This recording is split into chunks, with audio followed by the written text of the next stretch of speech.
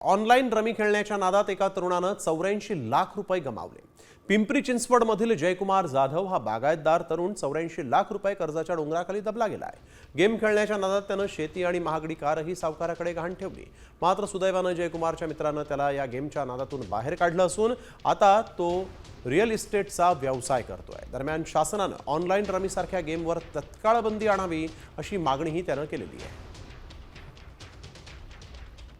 कुठल्याही प्रकारचा फायदा न होता माझं नुकसान होत गेलं आणि ह्याला मी एवढा आहारी गेलो की माझ्या घरची बागायती शेतीसुद्धा मी एका सावकाराकडे गहाण ठेवून त्याच्यावरती मी पैसे घेतले। त्याच्यानंतर माझ्या घरची गाडी स्कॉर्पिओ गाडी होती, ती गाडीसुद्धा मी एका सावकाराकडे गहाण ठेवून मी त्याचे पैसे बी ह्यातच गुंतवून गेलो आणि मला ते एक म्हणजे एखाद्याला कसा आजार होतो तशा पद्धतीचंच मला ते व्यसन लागलं होतं।